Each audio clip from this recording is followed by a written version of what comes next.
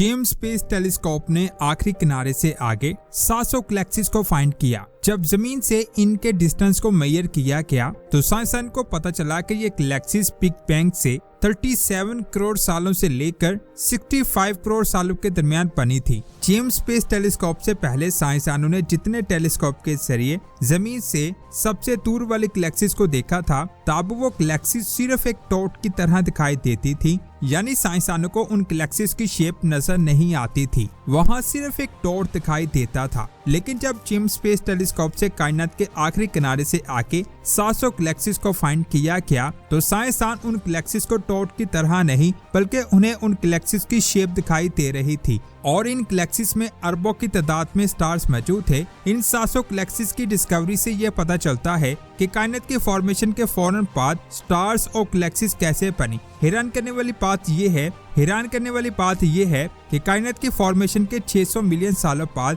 Galaxies का structure बन चुका था। जेम्स स्पेस टेलीस्कोप ने स्पेस के मुख्तलिफ हिस्सों का डेटा इकट्ठा किया। जब उस डेटा को स्कैन किया गया तो साइंसदानों को एक स्ट्रक्चर मिला जो कायनात के आखिरी किनारे से आगे था और इसी स्ट्रक्चर में 700 गैलेक्सीज मौजूद थी। इसके अलावा इसने एक रोशनी को भी फाइंड किया। ये रोशनी जेम्स स्पेस टेलीस्कोप की हैरान कर देने वाली डिस्कवरी थी। असल में ये वो रोशनी है जो कायनात की फॉर्मेशन के फौरन बाद बनी थी और जेम्स स्पेस टेलीस्कोप को ऐसी ही रोशनी को स्टडी करने के लिए बनाया गया था। इस रोशनी को स्टडी करने से साइंसदान को पता चलेगा कि हमारी कायनात कैसे बनी और उस वक्त कायनात में क्या कुछ मौजूद था। इब्तदाई गैलेक्सीज में जेम्स स्पेस टेलीस्कोप ने ऑर्गेनिक मॉलिक्यूल्स को फाइंड किया। ये मॉलिक्यूल्स उन गैलेक्सीज में डिस्कवर हुए हैं जो उस वक्त बनी थी जब कायनात का साइज अपनी उम्र के हिसाब से सिर्फ 10% था। ये ऑर्गेनिक मॉलिक्यूल जमीन पर ऑयल, कोयला और धूल में पाए जाते हैं। पहले साइंसदान मानते थे कि ये मॉलिक्यूल्स कायनात की फॉर्मेशन के कई अरब साल बाद बने थे,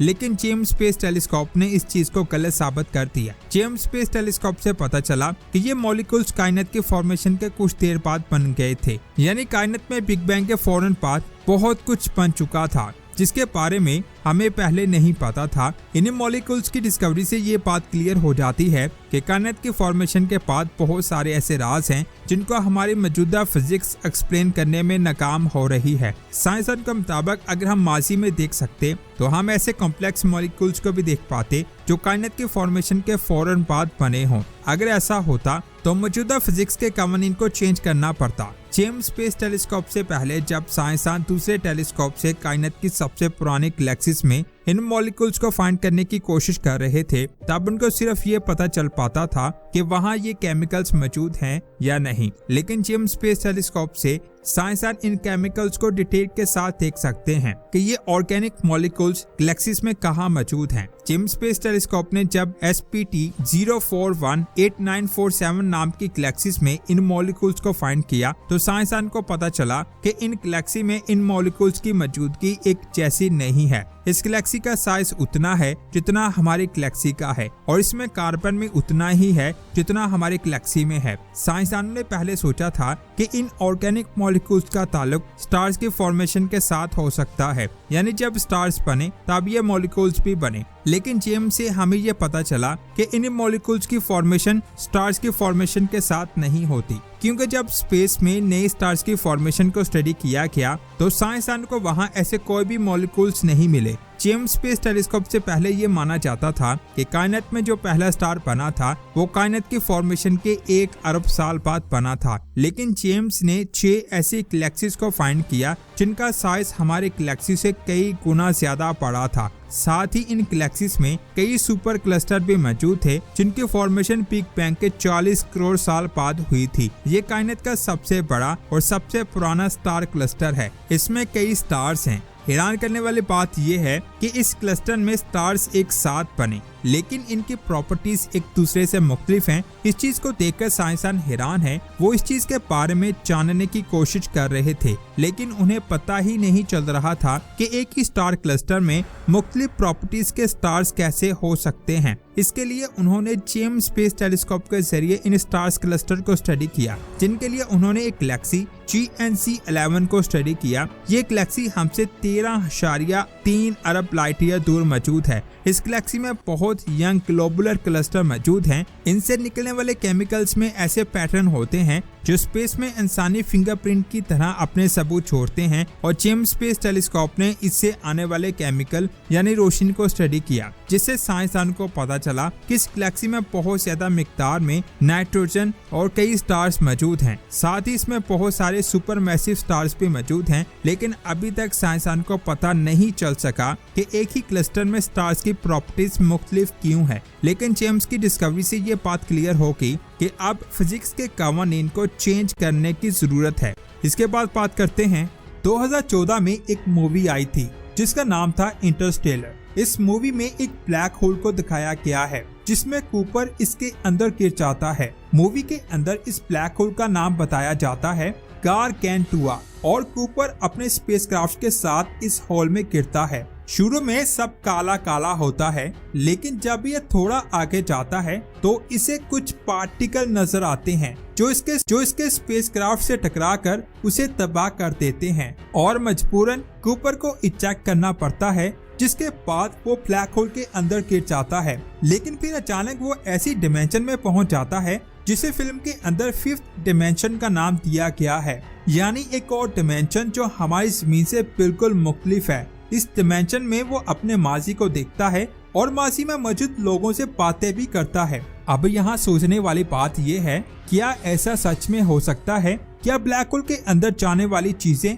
किसी और डिमेंशन में चले जाती हैं? अगर इस फिल्म में दिखाए गए ब्लैक होल की बात करें तो 2015 में किसी को भी नहीं पता था कि ब्लैक होल की शेप कैसी है, लेकिन मूवी में जो ब्लैक होल दिखाया गया था उसकी शेप को थ्योरीज और कैलकुलेशन की बेस पर बनाया गया था, और जब 2018 में हमने असल ब्लैक होल को देखा तो उसकी शेप बिल्कुल वैसी थी जैसी मूवी में दिखाई गई थी। यानी इंसानों ने एक मूवी से ब्लैक होल के बारे में बहुत कुछ जान लिया था। तो क्या ये बात सच है कि ब्लैक होल के अंदर किसी दूसरी डिमेंशन में जाने का रास्ता है? अगर आप नेशनल ज्योग्राफी की वेबसाइट पर जाएं तो उस पर एक आर्टिकल पब्लिश है जिसमें साफ साफ लिखा है कि ब्लैक होल के दूसरी साइड का होल स्पेस में किसी दूसरी जगह या दूसरी कायनात में खुलता है, और कई साइंसदान इस बात पर यकीन भी करते हैं। असल में ब्लैक होल स्पेस में कोई होल नहीं है, बल्कि ये भी हमारे सूरज की तरह एक स्टार है, लेकिन फर्क सिर्फ इतना है कि हमारे सूरज की रोशनी है और इसकी कोई रोशनी नहीं है, ये बिल्कुल डार्क है। 2022 से पहले साइंसदानों को लगता था कि ब्लैक होल के सिर्फ 2 पार्ट्स हैं, एक उसकी एक्रेशन डिस्क और दूसरा उसका इवेंट हॉरिजॉन। इवेंट हॉरिजॉन को ब्लैक होल का मुंह भी कहते हैं, जिसके अंदर सारी चीजें जाती हैं, और एक्रेशन डिस्क इसके अंदर जाने वाली चीजों की गैस है जो इसके गिर्द जमा होती रहती है। लेकिन 2022 में साइंसदान को पता चला कि इवेंट हॉराइजन और एक्रेशन डिस्क के अलावा इसके अंदर एक रिंग भी है जिसे फोटोन रिंग कहा जाता है। ये एक्रेशन डिस्क और इवेंट हॉरिजॉन के सेंटर में मौजूद है। इस रिंग से थोड़ा आगे इवेंट हॉराइजन का शैडो है, और इस शैडो से आगे असल ब्लैक होल शुरू होता है जिसके अंदर सारी चीजें जाती हैं। यानी हम ब्लैक होल का जितना साइज समझ रहे थे ये उससे कई गुना ज्यादा छोटा है। इसके बाद बात करते हैं 1969 में नासा ने अपोलो मिशन को चांद पर भेजा था। इस मिशन में इंसान ने पहली बार चांद पर कदम रखा था, और फिर आखिरी बार 1972 में नासा ने इंसानों को चांद पर भेजा। उसके बाद 2025 तक नासा ने इंसानों को चांद पर नहीं भेजा, लेकिन फरवरी 2026 में नासा एक बार फिर से इंसानों को चांद पर भेजने जा रहा है। ये एक टेस्ट फ्लाइट मिशन होगा। इसमें टोटल 4 एस्ट्रोनॉट्स होंगे जो चांद की फार साइड पर जाएंगे, और ये मिशन टोटल 10 दिनों का होगा। इस मिशन का नाम आर्टिमस 2 है। आर्टिमस 1 को 2022 में लॉन्च किया गया था, जिसका मकसद रॉकेट और स्पेसक्राफ्ट को इंसानों के बगैर चांद पर भेजकर टेस्ट करना था, और अब उसी स्पेसक्राफ्ट में इंसान चांद पर जा रहे हैं, जिसे आर्टिमस 2 मिशन का नाम दिया गया है। इस मिशन के 3 पार्ट्स हैं। पहला पार्ट है स्पेसक्राफ्ट, दूसरा है मिशन और तीसरा है क्रू। सबसे पहले बात करते हैं स्पेसक्राफ्ट की। इसमें बहुत पावरफुल रॉकेट इस्तेमाल हुआ है जिसे SLS यानी स्पेस लॉन्च सिस्टम कहते हैं। इस रॉकेट की दोनों साइड्स पर 2 सॉलिड रॉकेट बूस्टर्स लगे हैं, बिल्कुल स्पेस शटल की तरह। बीच में एक ऑरेंज कोर स्टेज है। इस मिशन में ये दोनों सॉलिड रॉकेट बहुत यूनिक है। इन पर बहुत बड़ा अमेरिका 250 लोगो पेंट हुआ है, जिसका मतलब है कि अमेरिका को आजाद हुए 250 साल हो चुके हैं। इस रॉकेट को अमेरिका की हर स्टेट के इंजीनियर्स ने मिलकर बनाया है। इसके बाद आती है इंटेरियम क्रायोजेनिक प्रोपल्शन स्टेज। ये इस रॉकेट की अपर स्टेज है जिसे ओरायन अपर स्टेज कहते हैं। ओरायन इस रॉकेट का मेन पार्ट है। इसके कुछ इंपॉर्टेंट सेक्शंस हैं। नीचे वाले सेक्शन को यूरोपियन सर्विस मॉड्यूल कहते हैं जो पावर और प्रोपल्शन प्रोवाइड करता है। इसी सेक्शन से ओरायन को स्पेस में मूव किया जा सकता है। इसके बाद आता है क्रू मॉड्यूल जिसे कैप्सूल भी कहते हैं। इसी जगह पर एस्ट्रोनॉट्स बैठेंगे और काम करेंगे। पूरे मिशन के दौरान साइंसदान इसी कैप्सूल में रहेंगे। एस्ट्रोनॉट्स ने इस कैप्सूल को नाम दिया है इंटीग्रिटी। पूरे मिशन में ये कैप्सूल वाहिद पार्ट है जो जमीन पर वापस आएगा और इसके ऊपर वाले सेक्शन को लॉन्च अबॉर्ट सिस्टम यानी LAS कहते हैं। साइंसदान के मुताबिक उम्मीद है एस्ट्रोनॉट्स को इसकी जरूरत नहीं पड़ेगी, लेकिन अगर रॉकेट में कोई मसला आया या वो फटने लगा तो ये पार्ट्स कैप्सूल को रॉकेट से दूर लेकर जाएंगे ताकि क्रू को बचाया जा सके। स्पेसक्राफ्ट के बाद बात करते हैं मिशन की। इस मिशन को आर्टेमिस 2 का नाम दिया गया है। 2022 में आर्टेमिस 1 मिशन को लॉन्च किया गया था जिसमें इंसानों के बगैर स्पेसक्राफ्ट को चांद पर भेजा गया ताकि सभी इंस्ट्रूमेंट्स को टेस्ट किया जा सके। अभी उसी स्पेसक्राफ्ट में इंसानों को बिठाकर 10 दिनों के लिए चांद पर भेजा जाएगा। इस मिशन में 4 एस्ट्रोनॉट्स होंगे जो 4 चीजों को टेस्ट करेंगे जिनमें डॉकिंग, रेडिएशन शील्डिंग, कम्युनिकेशन और खाना खाना शामिल है। कैप्सूल के अंदर एक डिवाइस होगा जो पानी पीने और खाना रिहाइड्रेट करने के लिए पानी को बैग्स में डिवाइड करेगा। इसके पास स्लीपिंग और एक्सरसाइज जैसी चीजें टेस्ट की जाएंगी। एक्सरसाइज के लिए फ्लाई व्हील डिवाइस है जो रोइंग मशीन जैसा है। रोइंग से cardio workout, weight lifting, dead lifts, muscles और बोन्स के लिए रेजिस्टेंस लेवल एडजस्टेबल है। बाथरूम जाने का भी सिस्टम है जिसमें कैप्सूल के फ्लोर पर फ्लोट करके जाया जा सकता है। ये सारी चीजें ह्यूमन एक्टिविटीज हैं जिनको आर्टेमिस 1 में टेस्ट नहीं किया जा सका। Artemis 2 Kennedy space centre launch pad 39B से फ्लोरिडा से लॉन्च होगा। ये वही पैड है यहाँ अपोलो 10 1960 में लॉन्च हुआ। पहले 5 फरवरी में इस मिशन को लॉन्च किया जाना था, लेकिन रॉकेट में कुछ खराबी आ गई जिसकी वजह से अब इस मिशन को मार्च में लॉन्च किया जाएगा और ये तारीख का पावरफुल रॉकेट है जिसे लॉन्च किया जा रहा है। लॉन्च के कुछ स्टेप्स होंगे। लॉन्च के 2 मिनट बाद साइड के रॉकेट अलग हो जाएंगे और बीच वाला मेन रॉकेट स्पेसक्राफ्ट को जमीन के ऑर्बिट में ले जाएगा। लॉन्च अबॉर्ट सिस्टम भी इसी वक्त अलग होगा। 8 मिनट के बाद कोर स्टेज खत्म होकर अलग हो जाएगा और जमीन पर वापस आएगा। फिर सेकंड स्टेज ICPS स्टार्ट होगी जो आखिरी जोर लगाकर एस्ट्रोनॉट्स को स्पेस में पहुंचा देगी। ICPS के 2 बर्न्स के बाद ओरायन एक बहुत लंबे और गोल सर्कल में जमीन के गिर्द ऑर्बिट करेगा। अर्थ की दूर वाली साइड 46,000 माइल्स दूर है जबकि करीब वाली साइड 115 माइल्स दूर है। इस पूरी ऑर्बिट को कंप्लीट करने में 1 दिन लगेगा। पहले दिन में ओरायन ICPS से अलग होगा और डॉकिंग की प्रैक्टिस शुरू करेगा। आने वाले मिशन में ओरायन को लूनर लैंडर और गेटवे स्पेस स्टेशन के साथ जुड़ना होगा। इसीलिए ये टेस्ट बहुत ज्यादा जरूरी है ये जानने के लिए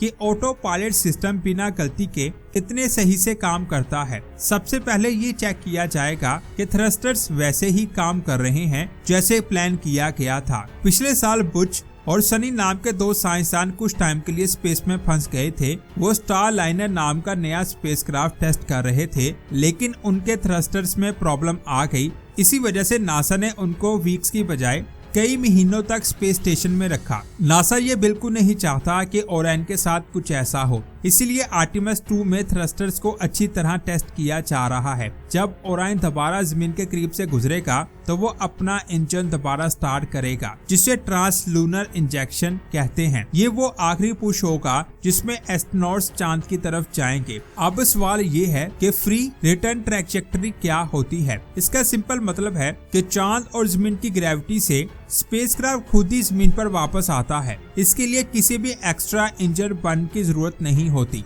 ये टेस्ट मिशन के लिए बहुत सेफ तरीका है। अगर आर्टेमिस 2 में कोई भी प्रॉब्लम हो जाए तो ओरायन सिर्फ ग्रेविटी की मदद से वापस जमीन पर आ जाएगा। बिल्कुल इसी रास्ते से अपोलो 13 के साइंसदानों की जान बची थी। आर्टेमिस 2 मिशन का मून तक सफर 4 दिन का होगा। इस दौरान साइंसदान इमरजेंसी प्रोसीजर्स टेस्ट करेंगे, जैसे कि अगर किसी बड़ी रेडिएशन इवेंट का सामना हो जाए तो क्या करना है। अगर ह्यूमंस को मून या फ्यूचर में मार्स तक जाना है तो साइंसदान को डीप स्पेस रेडिएशन से बचने का तरीका सीखना होगा। ओरायन के अंदर एक स्पेशल शेल्टर है और साइंसदान चेक करेंगे कि ये रियल सिचुएशन में कितना इफेक्टिव है। ये बात याद रखें, आर्टेमिस 2 मिशन में चांद पर लैंड नहीं किया जाएगा। ये सिर्फ लूनर फ्लाई बाय मिशन है। अगर आप अपोलो 8 मिशन को जानते हैं, अपोलो 8 मिशन को 1960 में लॉन्च किया गया था और आर्टेमिस 2 मिशन भी उससे बहुत मिलता जुलता है। इस मिशन में साइंसदान जमीन से 2,30,000 माइल्स दूर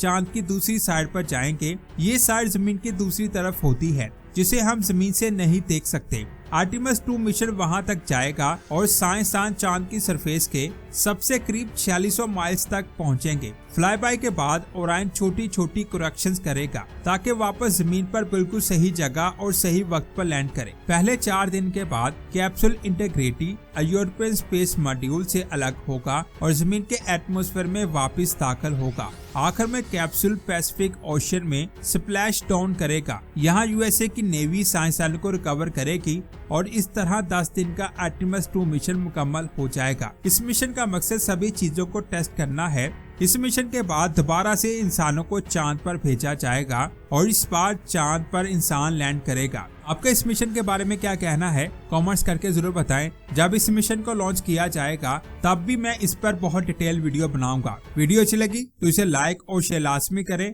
मजीद अपडेट्स के लिए हमारे चैनल को सब्सक्राइब करके बेल आइकन को प्रेस करें। मिलते हैं एक और शानदार वीडियो में। अपना बहुत सारा ख्याल रखें। अल्लाह हाफिज।